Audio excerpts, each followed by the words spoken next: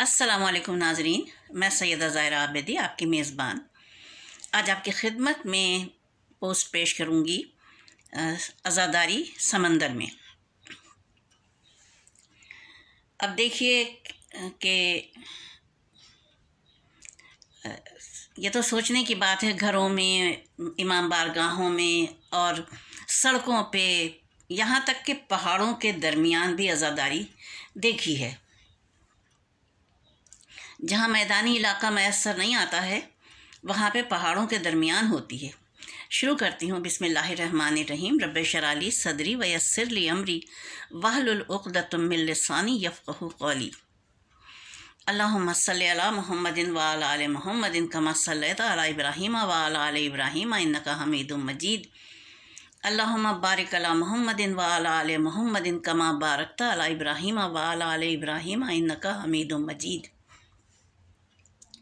समंदर में अज़ादारी कैसे शुरू हुई? हुआ यूँ कि जब करबला बर्पा हो चुकी, तब हुकूमत बनु अब्बास के हिस्से में आई। बनु अब्बास बहुत ज़्यादा ज़ालिम और जाबिर बादशाह खुलफा थे। इनमें हज्जाज बिन यूसुफ का नाम तो आप सब ने सुना होगा, पढ़ा होगा। तो हुआ यूँ कि अब रह सहे सादात को कत्लेआम करके उनका सफाया किया जाने लगा। दुनिया से आले रसूल का नाम मिटाने के लिए हज्जाज बिन यूसुफ ने अपनी पूरी मशीनरी लगा दी। ऐसे में इमाम वक्त अलैहिस्सलाम ने फरमाया कि तुम लोग कूच कर जाओ सिंध की जानिब। चुनांचे 3 जहाज़ों पर सादात कराम के काफ़िले 3 बहरी जहाज़ों में वारिद सिंध हुए। अब हज्जाज बिन यूसुफ को मालूम हुआ कि 3 जहाज़ों में सादात कराम को भेज दिया गया है। उसने गैज़ व गज़ब के आलम में बहरी बेड़ा तैयार करवाया और उसकी कमान दी मोहम्मद बिन कासिम के हाथ में। मोहम्मद बिन कासिम एक 17 साल का नौजवान था। वो लेके चला बेड़े को और वारिद सिंध हुआ। और सिंध, लेकिन हुआ यूँ, राजा दाहिर जो सिंध के ऊपर हुकूमत कर रहा था, उसको जैसे ही मालूम हुआ कि वहाँ से आ रहा है काफ़िला, बहरी जहाज़ पर जंगी बेड़ा आ रहा है, उसने उतरने ही नहीं दिया। राजा दाहिर ने सादात को अपने साहिल पर उतरने ही नहीं दिया। राजा दाहिर था तो हिंदू, लेकिन बरवायत कि वो पारसी भी हो गया था बाद में हिंदू के बजाय, क्योंकि उसको अपनी बहन से शादी करना थी। तो बहरहाल ये अलग मौजू है। चुनांचे राजा दाहिर ने सादात कराम के काफ़िले को उतरने ही नहीं दिया और उनको फ़ौरन यहाँ से भेज दिया जज़ायर सरादीप की तरफ। जज़ायर सरादीप उस वक्त जो आज का इलाका है, श्रीलंका है, और उसके अतराफ़ में जितने जज़ायर हैं वो जज़ायर सरादीप कहलाते थे।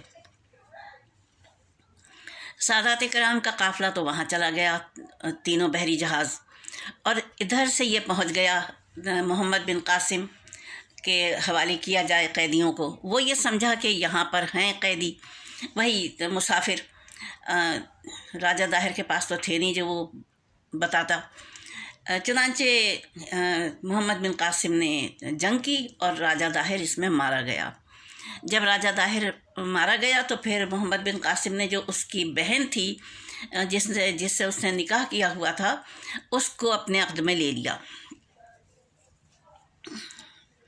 ये तो थी एक कहानी, सच हकीकत, सच्ची हकीकत।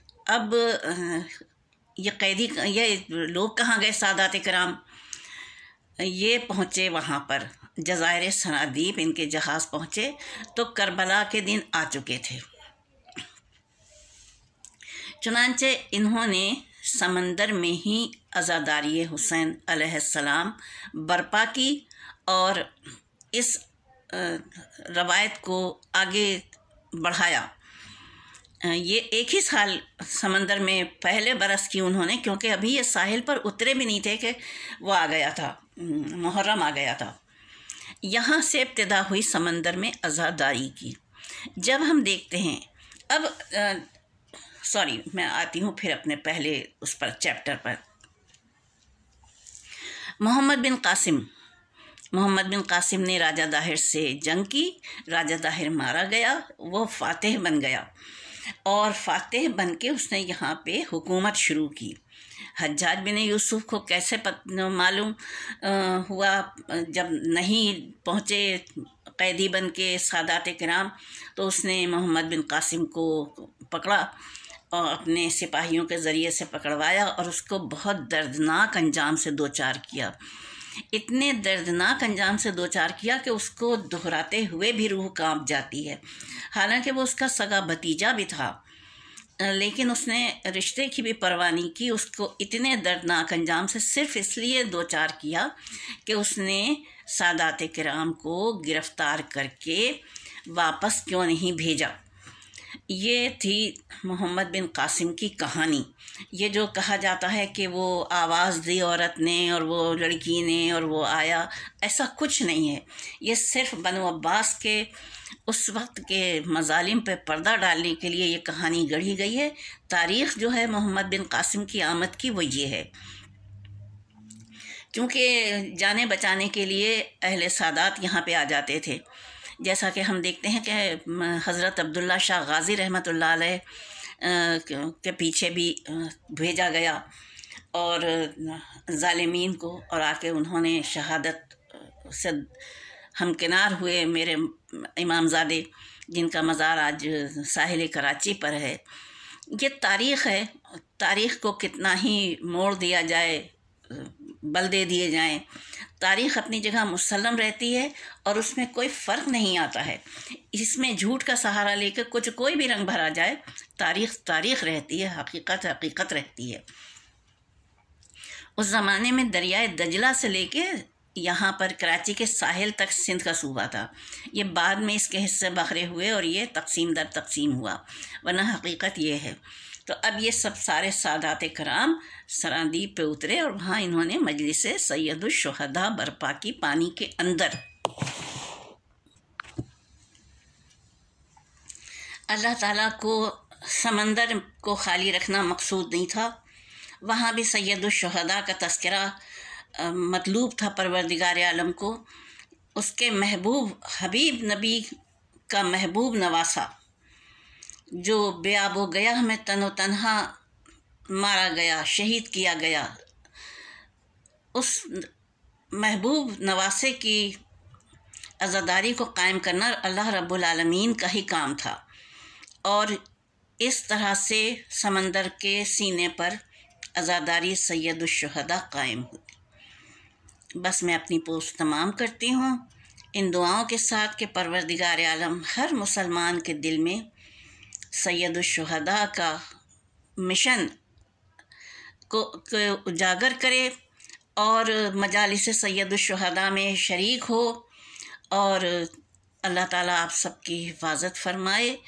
آمین ثم آمین، الہی آمین۔ وآخر دعوانا الحمدللہ رب العالمین، والصلاۃ والسلام علی خیر المرسلین وآلہ الطیبین الطاہرین۔ اپنی میزبان کو اجازت دیجیے۔ خدا حافظ و ناصر، فی امان اللہ۔